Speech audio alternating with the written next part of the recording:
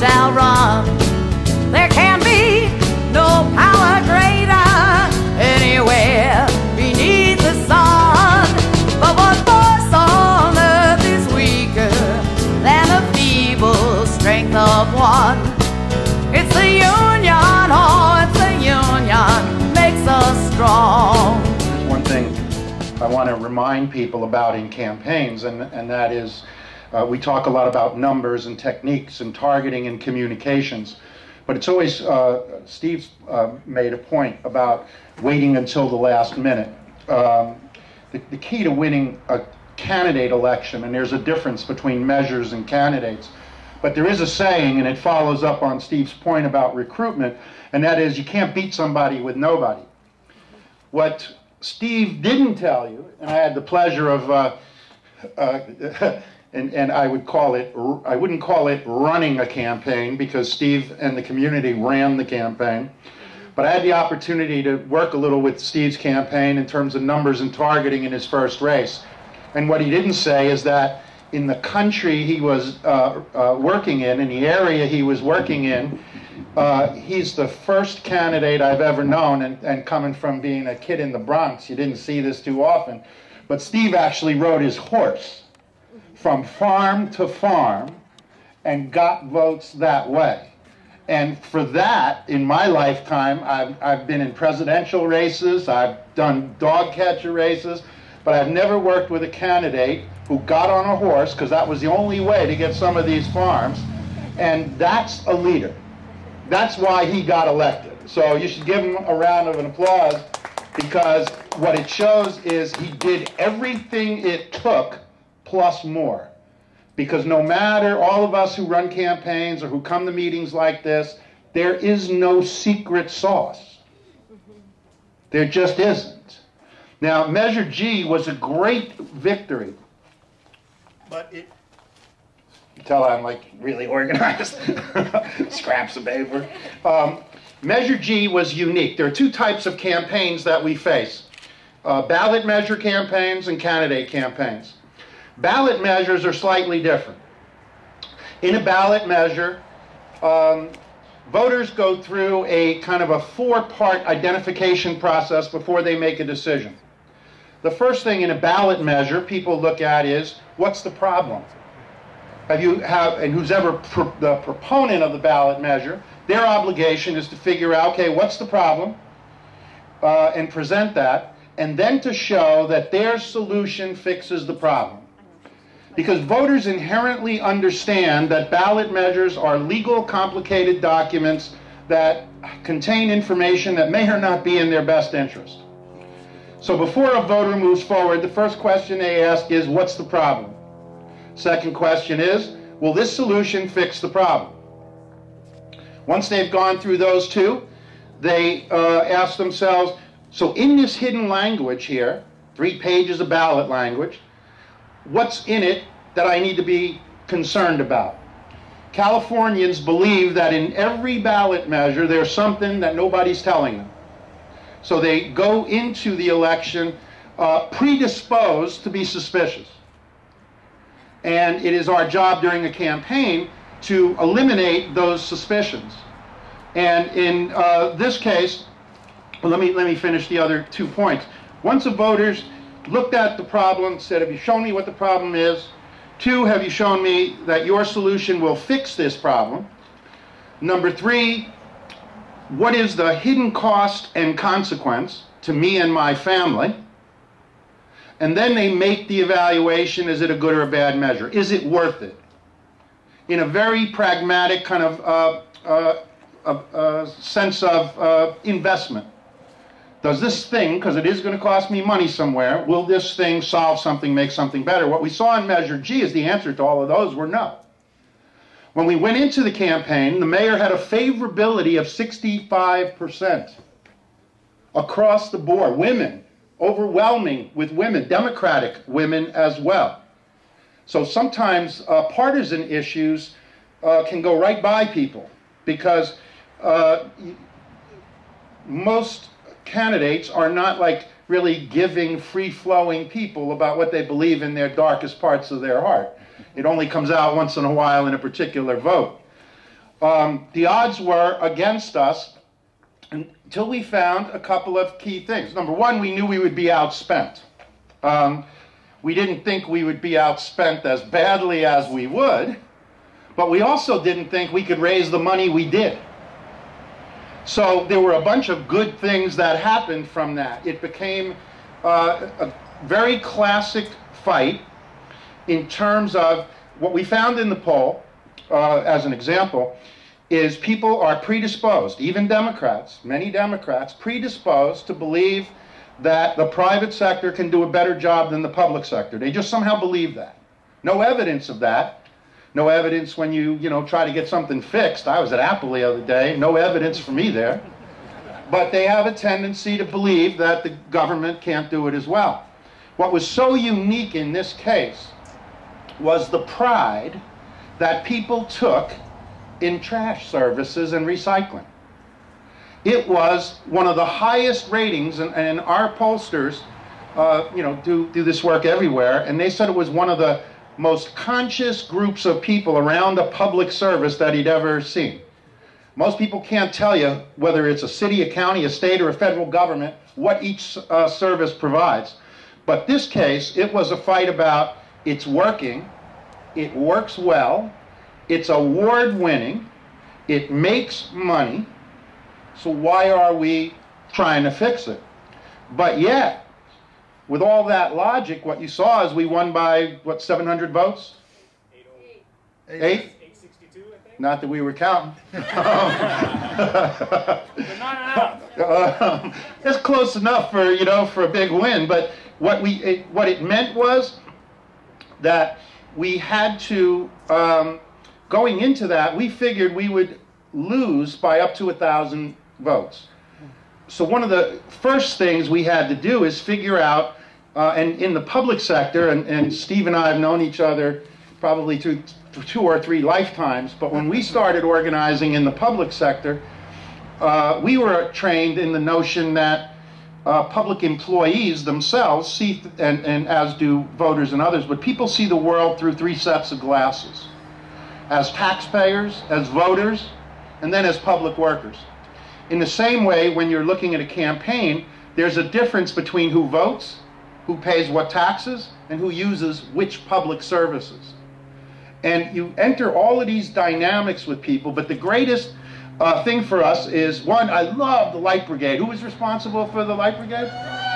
Where's that? I'll tell you, man, I put that up. The first day I saw that, I knew we would win. I had polling, I had numbers, I had sheets, but I had people in the field with a Light Brigade, and I knew that was something different in this campaign. And I'm forever grateful for that, because it really lifted my spirits on a few long drives to Fresno.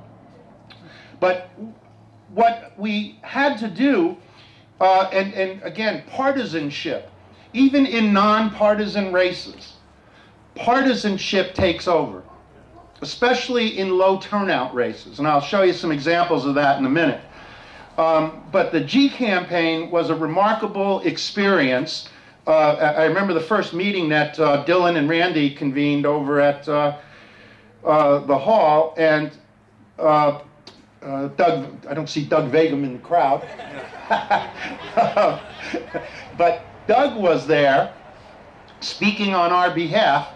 And I said after he spoke that not only, it was the first time I'd even ever been in the same room with a Tea Party person. I wanted to make sure that night I got a photo because for me it was a unique experience.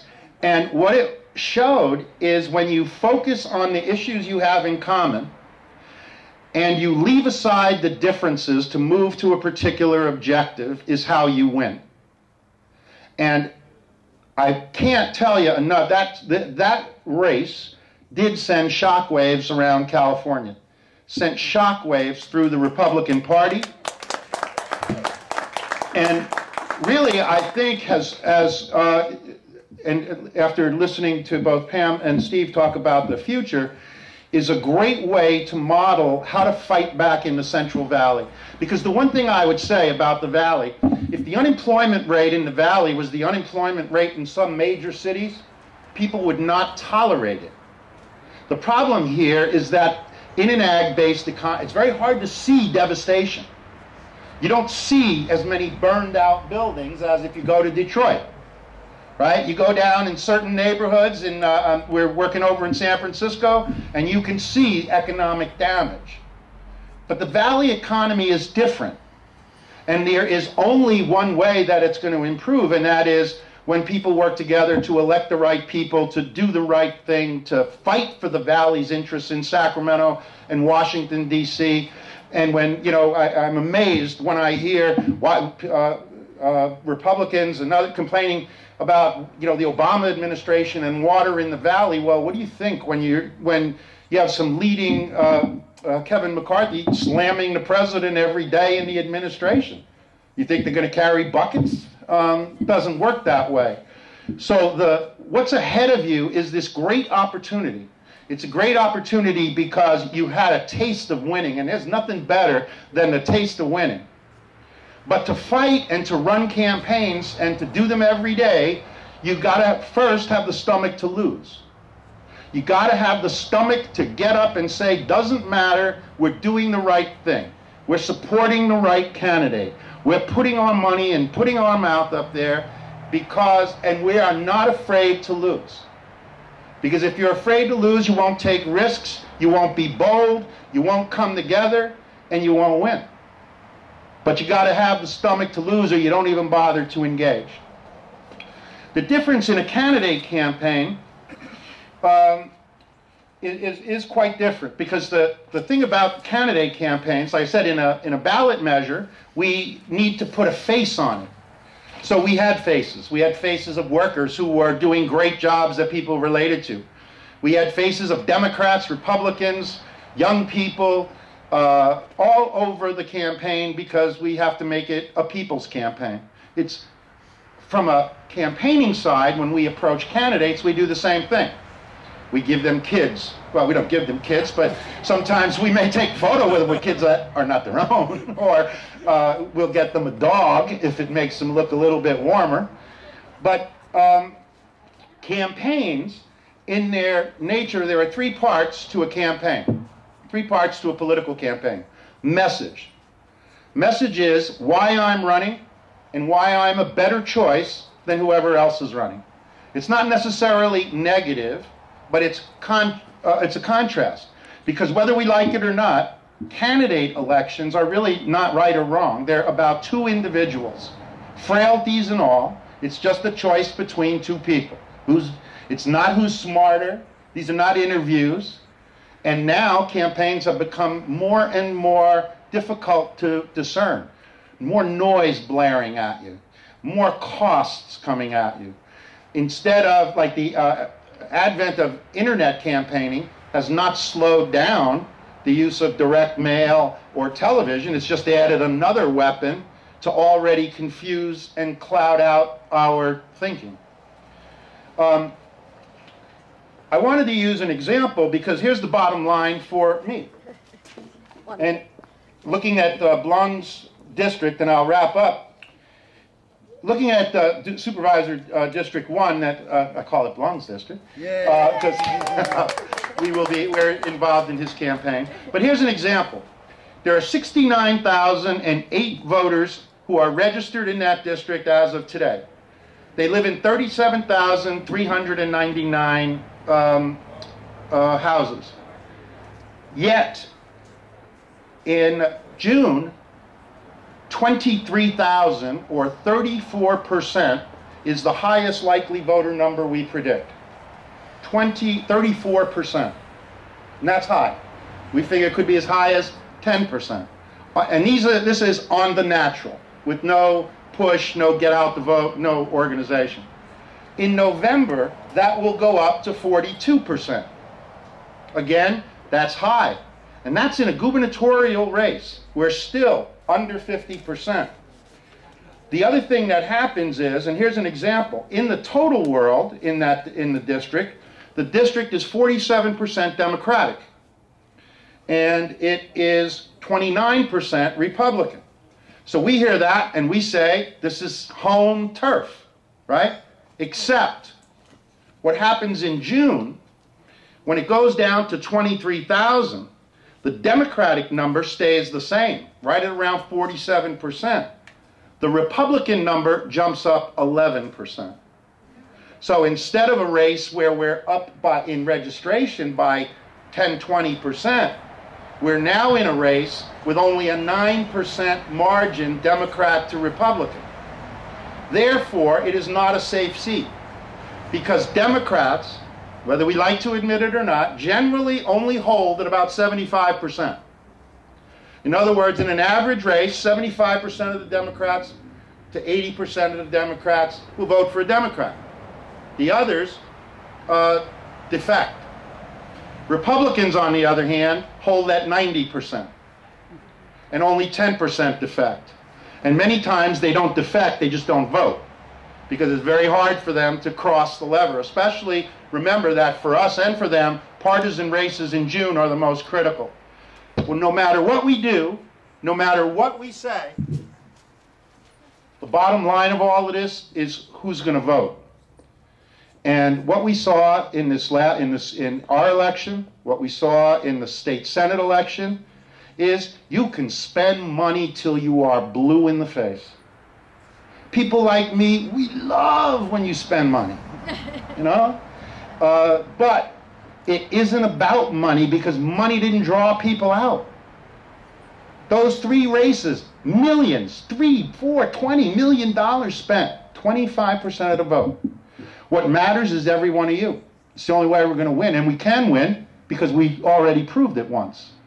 But I'm telling you, the thing to do now is build those networks, start those conversations, get people, because if you wait till the last minute, you'll do what we always do, and we spend a bunch of money and we haven't built anything. And what everybody here is trying to do is build something. Me, I just need to win an election, so I hope you'll vote the right way. Thanks for having me. It's great to see you all here.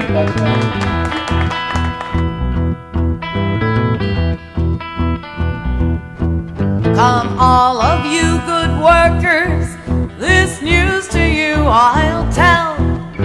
The rights we take for granted now, we have no right to sell. Does anyone remember the days with full John L? It's thanks to him no child of mine will know the breaker's hell.